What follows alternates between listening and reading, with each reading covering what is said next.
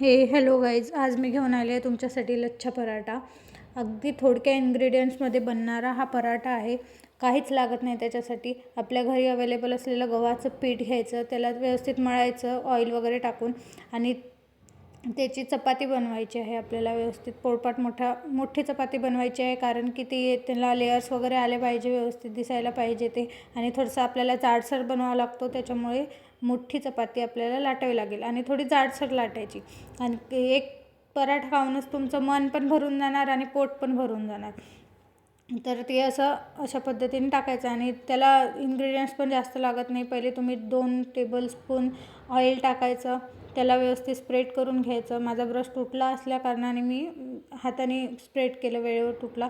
आणि 1/2 tablespoon red chilli powder टाकायची, 1/2 tablespoon हळद पावडर टाकायची, हळदी पावडर टाकायची, आणि 1/2 टेबलस्पून धने पावडर टाकायचा. तुम्ही आपला चटपटा मसाला पण, चाट मसाला पण टाकू शकता. चाट मसाला टाकायचा थोडासा 1/2 टेबलस्पून. आणि वरून जिरे थोडंसं स्प्रेड करायचं, अजवाईन थोडंसं स्प्रेड करायचं, अजवाईन टाकायचं. आणि थोडी हिरवी मीठ टाकायचं चवीनुसार 1/2 टेबलस्पून मीठ टाकायचं एका पराठ्याला. आणि त्याच्यावरती हिरवी ताजी चिरलेली कोथिंबीर घालायची. त्यांनी चव एकदम भारी लागते बघा. हिरवी कोथिंबीर व्यवस्थित बारीक चिरून घ्यायची, म्हणजे इकडं तिकडं पळणार, इकडं तिकडं असं चपाती लाटताना इकडं तिकडं चपाती सोडून पळणार नाहीत की. त्याच्यामुळे त्याला चांगली ठप अशी दाबून घ्यायची.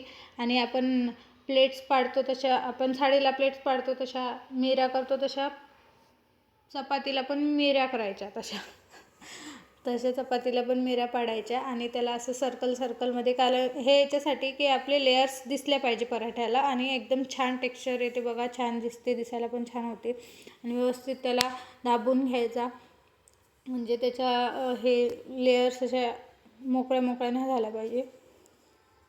तर त्याला दोन्ही बाजूनी पीठ टाकून लाटून घ्यायचं बघा. आणि पहिले दुसऱ्या साईडला, अपोजिट साईडला पहिले लाटून घ्यायचं, कारण की वरच्या ज्या लेयर्स आहेत त्या आपल्या व्यवस्थित दिसायला पाहिजे आणि झाल्या पाहिजे मोकळे, भाजताना अशा मोकळ्या झाल्या पाहिजेत त्याच्यामुळे असं भाजून घ्यायचं व्यवस्थित. आणि त्याला तव्यावरती एकदाच टाकून द्यायचा, आणि छान त्याच्यावरती तेल सोडून त्याला व्यवस्थित कमी आचेवर भाजायचा. कमी म्हणजे मीडियम आचेवरती भाजायचा त्याला, कारण की क्रिस्पी झाला पाहिजे. हळूहळू दोन्ही साईडने आलटून पलटून त्याला भाजायचा व्यवस्थित.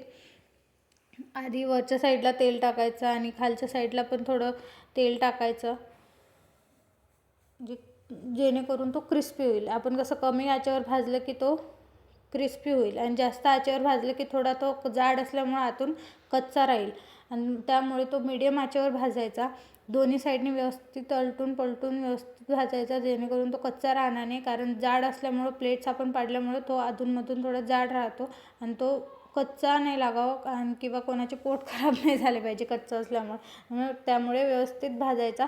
आणि कमी आचेवर भाजल्यामुळे तो थोडा पापडसारखी चटपटीत चव येते त्याला. समोसा पापड अशी चटपटीत चव येते त्याला.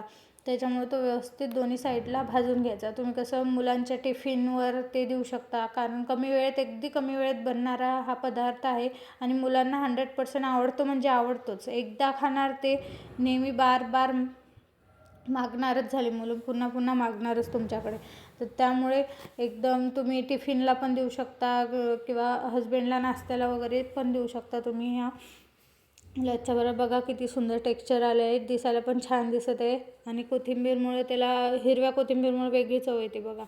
आणि ते तुम्ही दह्यासोबत किंवा सॉससोबत कशासोबत पण खाऊ शकता. थोडी शेंगदाण्याची चटणीसोबत पण खाऊ शकता. व्हिडिओ आवडले असल्यास लाईक, शेअर, कमेंट, सबस्क्राईब जरूर करा. धन्यवाद.